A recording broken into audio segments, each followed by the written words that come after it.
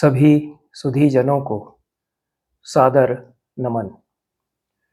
मैंने हाल ही में हरिवंश पुराण में वर्षा वर्णन, हरिवंश पुराण और मेघदूत तथा वर्षा वर्णन के द्वारा बलराम की अपने छोटे भाई श्री कृष्ण की स्तुति, इन विषयों को लेकर एक संक्षिप्त वक्तव्य प्रस्तुत किया है। पूरा जो अत्यंत ही रमणीय वर्षा वर्णन का प्रसंग है हरिवंश पुराण में, वह इस धरती के सौंदर्य का भी मनोहारी निरूपण है।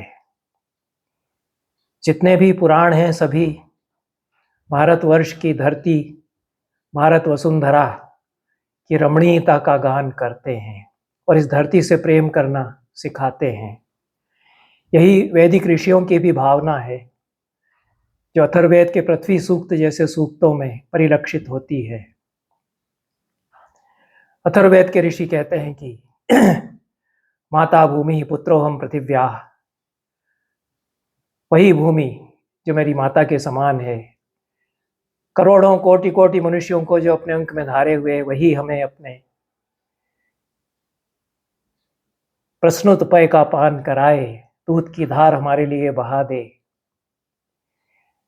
नाना पर्वतों वृक्षों वनस्पतियों वाली यह धरती, पूरी काली मिट्टी लाल मिट्टी वाली यह धरती और रित और सत्य तपस पर टिकी हुई यह धरती, इसकी महिमा का गान वेद के ऋषि करते हैं। पुराण भी इसी भारत की धरती की महिमा का गान प्रस्तुत करते हैं। हरिवंश पुराण में इसी वसुंधरा के बारे में कहा गया है। हरिवंश पुराण में जो प्रथम पर्व है हरिवंश पर्व, उसमें 6ठे अध्याय में संयम धात्री विधात्री च पावनी च वसुंधरा, यही धात्री है, यही विधात्री है, पावनी है यह वसुंधरा। यह जो देश की धरती है यह हमारी धात्री है, माता है, विधात्री है हमारे लिए, हमारी भाग्य विधाता यह है, पावन है। चराचरस्य सर्वस्य प्रतिष्ठा योनिरेव च, चराचर जगत की प्रतिष्ठा का मूल यह है। सर्व काम तुधा दोग्ध्री सर्वशस्य प्ररोहणी, सब कामनाओं को पूरा करने वाली सर्व काम दुधा दोग्ध्री यह है। खूब अच्छी तरह से जिसको दोहन किया जाए, ऐसी गौ माता के समान सब प्रकार के शस्य या फसलें जिसमें उगते हैं, ऐसी यह धरती, उसका नमन जिस प्रकार से वेद के ऋषि करते हैं, पुराण के मुनि भी करते हैं, व्यास भी करते हैं। श्री कृष्ण का जो संदेश है पुराण में, विशेष रूप से हरिवंश पुराण में, वह भी यही है कि इस धरती का जो सौंदर्य है उससे लगाव हो, धरती से प्रेम किया जाए, माता के रूप में इसको देखा जाए। ब्रज में घोष जिसको कहते हैं, जो कि कोई स्थायी बस्ती नहीं है, अस्थाई कुछ आवास बना करके ग्वाले रहते हैं, आवश्यकता पड़ने पर उनको खाली करके तुरंत चल सकें, ऐसी भी व्यवस्था उनके यहाँ रहती है। इस प्रसंग में भी यह बात आएगी। तो घोष में वो रहते हैं, ब्रजभूमि भी उसको कहा गया है। और 7 वर्ष की उनकी आयु हो चुकी है। इसके पहले के अध्यायों में, हरिवंश पुराण के विष्णु पर्व में 5-6 अध्यायों में श्री कृष्ण की बाल लीलाओं का वर्णन है। फिर धीरे धीरे वे बड़े हो रहे हैं, कौमार्य उनका है, 6-7 वर्ष की आयु है। गाय चराने जाते हैं, धरती को देखते हैं, पहाड़ को देखते हैं, जंगलों को देखते हैं। एक समझ उनके भीतर उत्पन्न होती है। वे देखते हैं कि वन काटे जा रहे हैं और शहर निकट आ रहा है, या तो बस्ती बढ़ रही है, शहर जैसा कुछ बनता जा रहा है, तो यह तो संकट है, इसको वे समझते हैं। 8वें अध्याय में हरिवंश पुराण में श्री कृष्ण का एक लंबा संवाद है बलराम के प्रति। पिछले वक्तव्य में हरिवंश पुराण को लेकर के जो मैंने दिया है, उसमें बलराम श्री कृष्ण से संवाद करते हैं, वे बोलते हैं, श्री कृष्ण के लिए कुछ वर्षा के बहाने श्री कृष्ण की मनोहारी रूप का वर्णन और स्तवन भी करते हैं। यहाँ पर श्री कृष्ण अपने बड़े भाई बलराम से कहते हैं, आरंभ में इस अध्याय में कहा गया है, तस्मिन्नेव ब्रजस्थाने सप्तवर्षौ बभूवतु। उसी ब्रजस्थान में इसी प्रकार से बाल्यावस्था से बढ़ते हुए 7 वर्ष के हुए, बाल्य अवस्था पार की दोनों ने, कृष्ण और संकर्षण ने। नील पीतांबर धरऊ पीत श्वेतानुलेपनऊ बभूवतुर्वत्सपालौ काक पक्ष धरऊ भऊ। सुंदर मनोहर रूप का वर्णन किया गया है। यह जो सौंदर्य है, इससे भावित करे मनुष्य, जीवन में सौंदर्य को उतारे। या यहाँ संदेश है जो रूप का वर्णन है, नील पीत अंबरधारी, श्वेत पीत अनुलेपन से सजे हुए, अपने बछड़ों का, गायों का ध्यान रखने वाले, काक पक्षधर, घुंघराले बाल वाले। इस प्रकार से वे खेलते कूदते हुए वन में जाते हैं, कभी पत्तों से वाद्य बजाते हैं, पत्तों की पोंगली बना करके। इस प्रकार से विविध क्रीड़ाएं करते हुए कृष्ण और बलराम वन में रमण करते हैं। 8वें श्लोक में प्रसंग आता है, अथ दामोदर श्रीमान संकर्षणम उवाच। श्रीमान दामोदर ने, श्री कृष्ण ने संकर्षण या बलराम से कहा, आर्य नास्मिन वने शक्यम गोपालैः सह क्रीडितुम। हे आर्य, ग्वाल बालों के साथ इस वन में स्वच्छंद क्रीड़ा करना संभव नहीं रहा। अवगीतमिदं सर्वम आवाभ्याम भुक्त काननम। यह कुछ निंदित जैसा हो गया, प्रदूषण यहाँ होने लगा, अब भुक्त हो गया यह कानन, खूब हमने इसका उपभोग किया। प्रक्षीण तृण काष्ठम च कोपैर मथित पादपम। तृण और काष्ठ यहाँ के समाप्त होते जा रहे हैं, गोप पेड़ यहाँ के काटते हैं। घनीभूतानि यान्यासन काननानि वनानि च। हम लोग जब आरंभ में यहाँ आए थे, कितने घने वन थे, कानन और वन कितने घने थे, घने जंगल और वन। तान्याकाश निकाशानि दृश्यन्ते यथा असुखम। आकाश को छूने वाले पेड़ जिनमें थे, उनको देख करके सुख नहीं मिलता है वैसा। वो वाटेषु भी ये वृक्षा परिवृत्तार्गलेषु च सर्वे गोष्ठाग्निषु क्षताः क्षयमक्षय वर्चसः। सर्वे गोष्ठाग्निषु गता क्षयम अक्षय वर्चसः। गोवाट जो बाड़े हम लोगों ने यहाँ बनाए थे, जिनमें बाड़ा लगा करके कुछ सांकल, किवाड़ जैसा बना करके सांकल लगा देते थे ताकि हिंसक पशु प्रवेश करके गायों को न ले जाएं, क्षति न पहुंचाएं, भेड़िए आदि। वे वृक्ष जिनकी माध्यम से ये बाड़े बना करके और अर्गलाएं, दरवाजे लगाते थे हम लोग, पेड़ों के ही आसपास बाड़े लगा देते थे, वे अब जल गए। पेड़ जो गोष्ठ में आग लगाते थे ग्वाले, उनसे अक्षय वर्चस्व वाले पेड़ भी जल गए हैं, ये क्षति पहुंची है। सन्निकृष्टानि यान्यासन काष्ठानि च तृणानि च। खूब हरी घास और लकड़ियां सूखी जो सन्निकृष्ट मिलती थी, पास पास में ही मिल जाती थी। जैसे ही बस्ती से हम घोष से बाहर आते, वन ही वन दिखता, हरी घास दिखती, पशुओं को चराने में सुविधा होती थी। तानि दूरावकृष्टासु मार्गितव्यानि भूमिषु। अब वे दूर दूर जाकर के खोजना पड़ते हैं कि हरी घास वाला क्षेत्र हमें मिल जाए, और जहां सूखी लकड़ियां मिल जाएं ऐसा क्षेत्र मिल जाए। अन्वेषितव्य विश्वासम दारुणम विरलद्रुमम। अन्वेषितव्य विश्रामम है, आराम जहां कर सकें, छायाएं पेड़ों की अच्छी मिले, ऐसी जगहें खोजना पड़ती हैं। पहले खोजना नहीं पड़ती थी, जहां थे वहीं आराम से बैठ जाओ, ऐसा सुख था। सदारुण कुछ अब हो गया है, विरल हो गए हैं द्रुम। अकर्मण्येषु वृक्षेषु स्थित विप्रस्थित द्विजम। वृक्ष कम हो गए तो चिड़ियां जो उनमें खूब चहचहाती थी, वे भी कम हो गई हैं। संवासस्यास्य महतो जनेनोत्सादित द्रुमम। ये जो बस्ती थी, इसमें पेड़ काटे हमारे यहाँ के लोगों ने, तेजो वन है। निरानंदम निरास्वादम निष्प्रयोजन मारुतम, या निरानंद निरास्वाद हो गया, यहाँ रहने का कोई प्रयोजन ऐसा नहीं लग रहा है। निर्विहंगमिदम शून्यम निर्व्यंजनम विवाशनम, सारे ही विशेषण बड़े सुंदर बनाए गए हैं। पर्यायोक्त अलंकार है। विशेषणैर्यत्र साकूते उक्ति परिकरस्तु सह, साकूत साभिप्राय विशेषण जहां हो, और व्यंजनाएं भी हर विशेषण में है। निरास्वाद कह दिया है रक्षणामूल ध्वनि के द्वारा, जैसे भोजन में आस्वाद चला जाता है, रूखा सूखा हो जाता है, उस तरह से रूखा सूखा यह वन हो गया है। निरानंद निरास्वाद निष्प्रयोजन हो गया वन, निर्विहंग हो गया, पंछी सब चले गए, सूना सन्नाटा सा लगने लगा।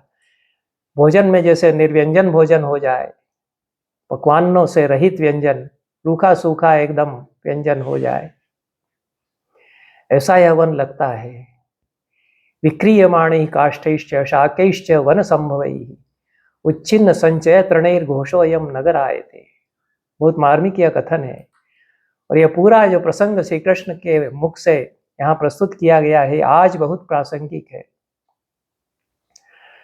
काष्ठ काट काट कर बेचे जा रहे हैं, और सब्जी जो अपने आप उगती है, वनों में जो वनस्पतियां अपने आप उगती हैं, उनको ले जा करके नगर में, मथुरा नगरी जा करके बेचते हैं हमारे लोग। ते जो कुछ लालच आ गया कि बेच देंगे, कुछ पैसा मिल जाएगा, उसके कारण वन की क्षति हम लोगों ने कर दी। उच्छिन्न संचय तृणैर घोषोयम नगर आए थे, जो खूब घास उगी हुई थी वो उच्छिन्न हो गई। ते घोष जो बस्ती हमारी थी, जंगल से, हरी घास से, वनों से, वृक्षों से घिरी हुई, यह तो शहर जैसी लगने लग गई। ये तो ऐसा तो शहरों में दृश्य होता है, श्री कृष्ण कहते हैं।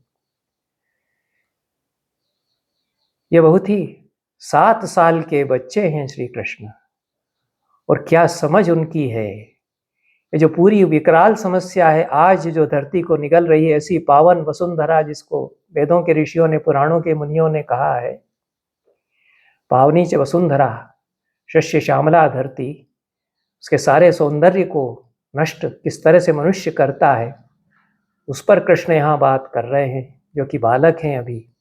तभी तो इतने बड़े ज्ञानी और दार्शनिक वे बने, बचपन से ही ऐसी प्रज्ञा उनमें है। वासुदेव शरण अग्रवाल कहते हैं कि प्रज्ञावाद के प्रतिपादक हैं श्री कृष्ण, महाप्राज्ञ हैं। विदुर को भी महाप्राज्ञ कहा गया है। यही प्रज्ञा है, सूझबूझ और समझ जो देख पाती है कि संकट क्या है सभ्यता का। ये सभ्यता के संकट पर 7 साल के कृष्ण यहाँ बात करते हैं। जो बस्ती थी वालों की, वह शहरीकरण जैसे उसका हो गया, शहर घुस आया है जैसा लगता है, क्योंकि शहर के लिए, नगर के लिए बिक्री की जा रही है यहाँ के जो वनोत्पाद हैं। सहज स्वावलंबन समाप्त हो गया कि हम जितना यहाँ अन्न उत्पन्न होता है उसी में गुजर बसर करते हैं, बाहर पर निर्भर नहीं होंगे, बाहर से पैसा नहीं कमाएंगे। जो हमारी ग्राम व्यवस्थाएं थी वो इसी स्वावलंबन पर टिकी हुई थी। हर ग्राम स्वावलंबी था पहले। अब यह जो अर्बनाइजेशन और शहरीकरण हुआ, फिर औद्योगिकीकरण हुआ, फिर भूमंडलीकरण हुआ, उसे सभ्यता के सामने एक विकराल संकट है। इस संकट का आरंभ यहाँ घोष में, जो हरिवंश पुराण में वर्णित है, उसमें हो गया। आगे की उक्ति बहुत ही सुंदर है। शैलानाम भूषणम घोषो घोषाणाम भूषणम वनम वनानाम भूषणम गावस ताश्चास्माकम परागति। एकावली अलंकार इससे हो जाता है, बहुत सुंदर शब्दावली है। शैलों का, पर्वतों का भूषण है बस्ती। हमारी जो बस्ती है वो पहाड़ों को सजाने वाली बस्ती है, पहाड़ों को बिगाड़ने वाली बस्ती नहीं होनी चाहिए थी हमारी। तो शैलों का भूषण है घोष, जो ग्वालों की बस्ती, और घोषाणाम भूषणम वनम, और घोषों का भूषण जो ग्वालों की बस्ती है उसको सजाने वाली चीज है जंगल की कतारें, वन। वनानाम भूषणम गावः, वनों का भूषण गायें हैं। ताश्चास्माकम परागति, वे गायें हमारी परागति हैं, वही हमारे लिए सबसे बड़ा अवलंबन है जीवन का, जीविका का। उन्हीं से तो हमारी गुजर बसर है। तो ये जो अन्योन्याश्रय है निसर्ग का और मनुष्य का, इन पर हम टिके हुए हैं और ये हम पर टिके हुए हैं, क्योंकि गायों को हम पालते हैं। तो ये सब एक दूसरे को सपोर्ट कर रहे हैं। जो सपोर्टिंग सिस्टम है इन्वायरमेंट का, ये नष्ट हो रहा है। पर्यावरण का ये जो परस्पर भूषण भूष्य भाव है, परस्पर अन्योन्याश्रय भाव है, एक दूसरे पर अवलंबित है। सारी सृष्टि में जितने अंग हैं, मनुष्य भी उसी सृष्टि का एक अंग है। इस बात को बहुत कविता की भाषा में हरिवंश पुराणकार ने श्री कृष्ण के मुख से कहलवाया है। शैलों का भूषण घोष है, घोषों का भूषण वन है, वनों के भूषण गाय हैं, और गाय हमारे लिए परम गति है, परम शरण है। गायों पर भी संकट आ गया, उनको घास नहीं मिल रही है सुविधा से, बहुत दूर ले जाना पड़ रहा है, ठीक से भोजन उनको भी नहीं मिल रहा है। गायों पर संकट है तो फिर सब पर संकट है, क्योंकि उनके कारण सब कुछ उजड़ रहा है फिर। तो एक यदि क्षत विक्षत होता है तो दूसरा भी क्षत विक्षत होगा, यही संदेश है यहाँ पर। इसलिए उपाय क्या है कि हमने यहाँ रहकर जो उसको उजाड़ा है, हम छोड़कर चले जाएंगे तो अपने आप फिर उगेगा, अपने आप फिर बस जाएगा। यही पहले के लोग करते थे, जो खानाबदोश लोग वाले हुआ करते थे। एक जगह जहाँ वो रहे, उन्होंने कुछ जो थोड़ा बहुत विनाश कर दिया है, उन्होंने देखा कि अब दूसरी जगह जहाँ पर अधिक शस्य श्यामला वसुंधरा है, वहाँ जाकर हम रहते हैं, तब तक यहाँ भी फिर ये तो रिसाइकलिंग होती है, पुनश्चक्रीकरण होता है, प्रकृति अपने आप को फिर से रच लेती है। हम अब नहीं काटेंगे पेड़ यहाँ की घास, तो फिर हरा भरा यह हो जाएगा प्रदेश। हम ऐसा नहीं करते हैं, हम छोड़कर नहीं जाते हैं, हम तो वहीं बसे रहते हैं, उन्हीं को भगाते हैं, पेड़ पौधों को हम भगाते हैं, हटाते हैं, उच्छिन्न करते हैं। तो यह जो 20वीं शताब्दी का संकट हुआ, उसके लिए संदेश श्री कृष्ण का, बालक श्री कृष्ण का यहाँ पर है कि हम अब पूरी बस्ती को खाली करके दूसरे वन में चले जाते हैं, जहां पर कि खूब ताजा हरी घास है, वन लहरा रहे हैं, वहां हम कुछ दिन रहेंगे, तब तक यह फिर से ऐसा ही हरा भरा हो जाएगा। तो ये जो रिसाइकलिंग है, इसको मनुष्य करने दे। मनुष्य ने इस सृष्टि चक्र में बाधा पहुंचाना आरंभ कर दिया आधुनिक काल में आकर के। इस रिसाइकलिंग में हम सहभागी बने रहें, यही हमारा सौभाग्य है। हम अपने आप को विसर्जित करते रहें इस रिसाइकलिंग के लिए। ये जो सृष्टि का चक्र है, इसके लिए अपनी हवि हम देते रहें। यही मनुष्य के जीवन की सार्थकता, हर पशु के, हर चेतन जीव के जीवन की सार्थकता है। सृष्टि के हर अंग की भी यही सार्थकता है कि वह इस सृष्टि चक्र को चलने देता है। सृष्टि चक्र को यदि थमा देगा, वह थमने देगा, बाधक हो जाएगा उसकी गति में, तो यह सभ्यता का संकट होगा। इसलिए कहते हैं कि गायें क्या चाहती हैं। एक बार जो गोचर में खूब चर लिया गया है, कुछ थोड़ी थोड़ी घास बची, उसमें वो जाना नहीं चाहती। गायें यहाँ प्रसन्न नहीं है, ये कृष्ण कहते हैं। इच्छन्त्यनुभुक्तानि गावो भोक्तुम तृणानि च तस्माद् वनम नवतृणम गच्छन्तु धनिनो व्रजाः। हमारी जो गायें हैं वो अनुपभुक्त तृण जहाँ हो वहां जाना चाहती हैं। खूब इनके चर लिया, बचे कुछ चरेंगी तो बहुत आनंद के साथ नहीं चरेंगी। हम अपनी बस्ती में देखते हैं गायें किस तरह से चरती हैं। कहीं थोड़े बहुत मकानों के आसपास थोड़ी बहुत घास बची है, उसको ढूंढ करके उसको चरती है, नहीं तो अखाद्य फिर खाती रहती हैं। तो गौ माता का भी सम्मान तो वैसा नहीं हो रहा है जैसी उसके बारे में बातें की जाती हैं। जो हम अपनी कॉलोनियों में, सड़कों पर, बाजारों में गायें देखते हैं, उनकी बात मैं कर रहा हूँ। कृष्ण यही कहते हैं कि हम अब दूसरे वन में चलें जहाँ पर कि ताजा हरी घास उगी होगी, गायें वहाँ प्रसन्न रहेंगी, क्योंकि गायें अनुपभुक्त हरी घास खाना चाहती हैं। हम लोग तो कमा लिया हमने खूब यहाँ, अब दूसरी जगह जाकर के रहें, कमाई पर ज्यादा जोर न दें। तस्माद् वनम नवतृणम गच्छन्तु धनिनो व्रजाः।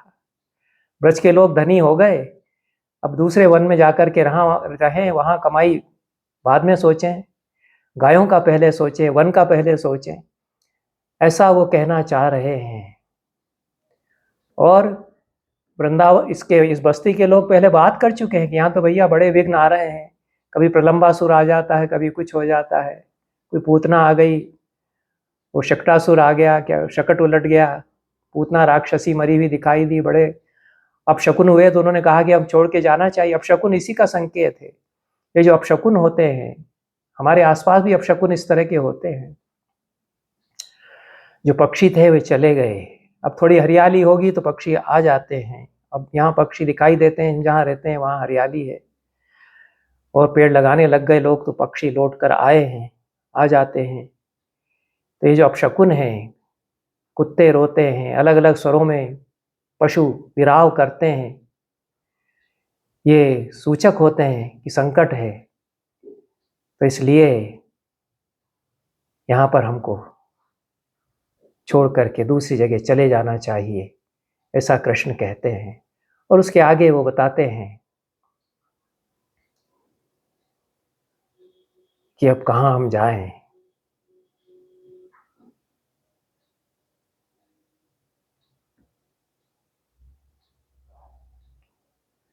वो कहते हैं कि पास ही में वृंदावन नाम का वन है। दृष्टि बहुत रखते हैं।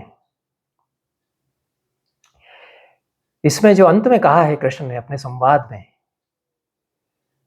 उन्होंने ये कहा है कि गायों के लिए स्थान नहीं बचे, तो जो वे गौमूत्र और गोबर कर देती हैं, उससे क्षार फैल रहा है। क्या बारीक दृष्टि से उन्होंने देखा है।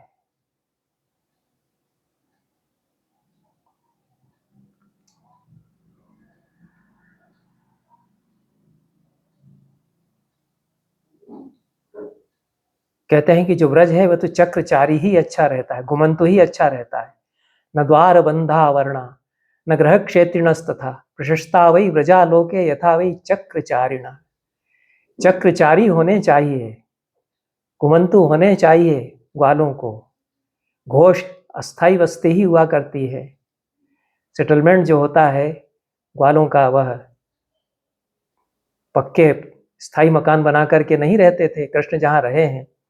अब पुराणों में, कविताओं में तो विशाल 7 मंजिलों वाले भवन थे नंद गोप के, और क्या क्या नहीं था, सब वर्णन है। लेकिन हकीकत यही है जो कृष्ण हरिवंश पुराण में बता रहे हैं कि जो ब्रज है, ग्वालों का जो घोष है, चक्रचारी होना चाहिए।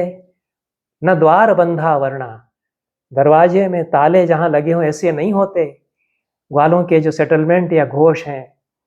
न ग्रह क्षेत्रिणस, तथा स्थायी घरों में रहने वाले नहीं होते ग्वालों के जो घोष हैं।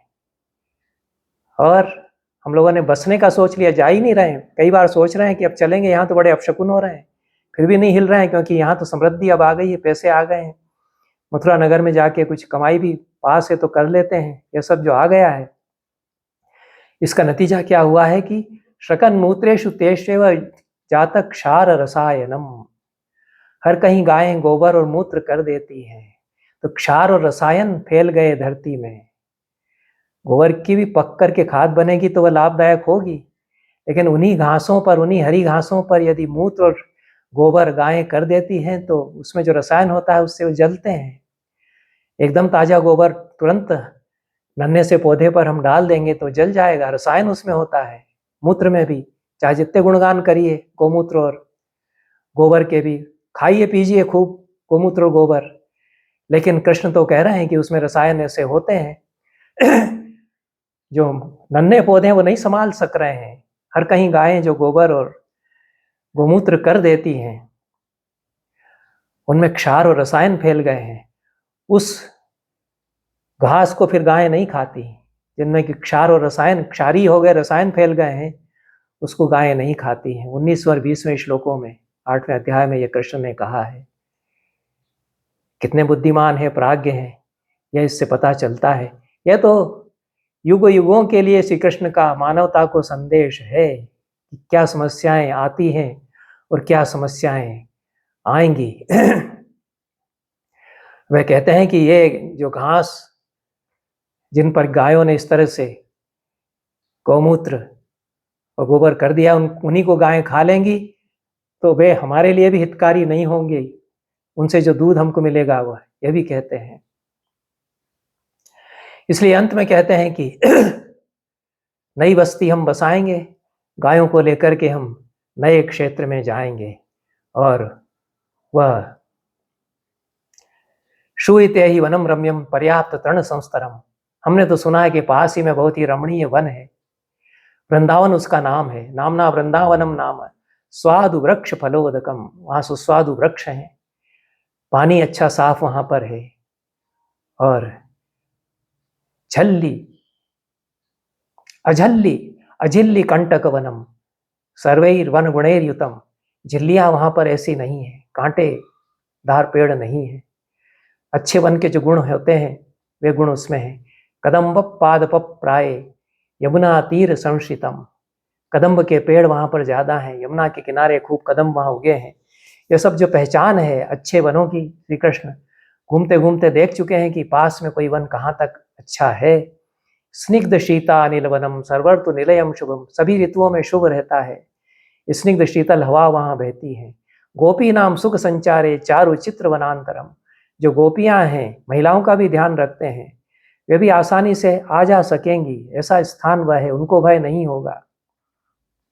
क्योंकि यहाँ तो स्त्रियों के लिए भी भय होने लगा था, हिंसक पशु आ जाते हैं। ये जो बस्ती उजड़ रही है, नगर जैसा हो गया है, और जंगल कम हो गए। जंगल कम होंगे तो जंगलों पर आश्रित जो पशु हैं वो आहार खोजते हुए बस्ती तक आते हैं। यह आजकल खूब हो रहा है। तो उस बस्ती में जिसमें ये लोग, ब्रज क्षेत्र जिसमें लोग रहते थे, वहाँ जंगल कम हुए तो वो पशु आने लग गए। स्त्रियों के लिए संकट हो गया, बच्चों के लिए संकट हो गया। तो वृंदावन में चलते हैं, वहाँ ऐसा संकट फिलहाल नहीं होगा। तत्र गोवर्धनो नामा नाति दूरे गिरिर महान। वहां पर निकट ही गोवर्धन नाम का बहुत बड़ा पर्वत है। पहले कह ही दिया है कि पर्वत का आभूषण घोष है, या घोष का आभूषण पर्वत है। ऐसा अन्योन्याश्रय संबंध है घोष और पर्वत में। तो वहां तो पहाड़ है अच्छा। भ्राजते दीर्घ शिखरो नंदनस्येव मंदरः। ऊंचे शिखर वाला पर्वत वह है जैसे कि नंदन कानन में मंदर उगा, नंदन कानन में मंदर पर्वत हो, ऐसी उपमा देते हैं। और कहते हैं कि मध्य चास्य महाशाखो न्यक्रोधो योजनोच्छ्रितः। उसके बीचों बीच, उस वृंदावन के बीचों बीच, गोवर्धन के पास न्यग्रोध का वृक्ष है। न्यग्रोध का वृक्ष प्रसिद्ध है, संस्कृत साहित्य में बहुत वर्णित है। वटवृक्ष के समान विशाल होता है न्यग्रोध, इसीलिए योजनोच्छ्रित कहा। 1 योजन ऊंचाई उसकी है, ऐसा अतिशयोक्ति में कहा जाता है। 1 योजन ऊंचा है, मीलों ऊंचा है, ऐसा कह देते हैं बोलचाल में, बहुत ऊंचाई बताने के लिए। आकाश को छूने वाला है, ऐसा भी कहते हैं। तो गगन चुंबी वृक्ष है। भांडीरो नाम शुशुभे नील मेघ इवाम्बरे। भांडीर उस वृक्ष का नाम है। वृक्षों के भी नाम दिए हैं, जैसे पर्वतों के नाम होते हैं, वृक्षों के नाम है। भांडीर वृक्ष वह है, आकाश में नील मेघ की तरह वह लगता है, ऐसा हरा भरा वह है। मध्य न चास्य कालिंदी सीमंत में कुर्वती। उसी वन के बीचों बीच से कालिंदी यमुना नदी बहती है। जैसे उस वन में मांग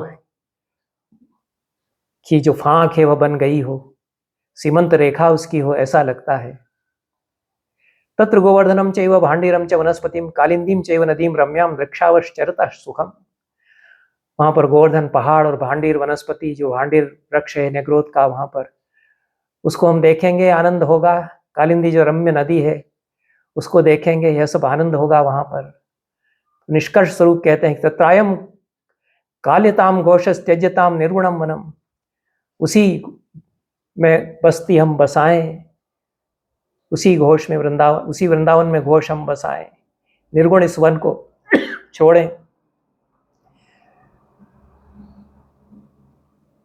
ऐसा श्री कृष्ण कह ही रहे थे, तभी भेड़िए दिखाई दिए। यहाँ पर श्री कृष्ण की लीला का विस्तार बताने के लिए, उनकी अलौकिकता बताने के लिए कहा गया है कि उनके एक एक रोम से भेड़िए निकल पड़े। यह सांकेतिक है, प्रतीकात्मक है कि जब वन नहीं बचेंगे तो भेड़िए वनों में जो रहते थे कहीं, वे आ जाएंगे। वो उनका जो आहार है वह भी विरल हो जाएगा, क्योंकि उस आहार को भी मनुष्य खा जाते हैं। मांस तो खाते ही हैं मनुष्य, हरिणों का मांस, तो हरिण भी कम होने लग गए। तो भेड़ियों का स्वाभाविक आहार यदि नहीं मिलेगा तो वे आएंगे, नरभक्षी हो सकेंगे। तो वे नरभक्षी भेड़िए प्रादुर्भूत होते हैं। तो यहाँ तो श्री कृष्ण एक विश्व रूप जो उनका है, वन ही वे हैं, उस वन से निकल कर के आ रहे हैं। ये प्रतीकात्मक भाषा में हम इसको समझ सकते हैं कि श्री कृष्ण के रोम रोम से भेड़िए निकल पड़े। जैसे ही वो ऐसा कह रहे थे, वो कह रहे थे कि हम ऐसा कुछ करते हैं, ये लोग छोड़ ही नहीं रहे हैं, बार बार कहते हैं कि अब छोड़ दें, यहाँ तो बड़े अपशकुन हो रहे हैं, फिर भी छोड़ करके नहीं जा रहे हैं। कुछ लालच इनको आ गया है या आलसी स्वभाव हो जाता है। अब एक ठीक है, एक जगह रह रहे हैं, क्यों छोड़ करके जाएं। तो यह इनका स्वाभाविक जीवन नहीं है ग्वाल बालों का।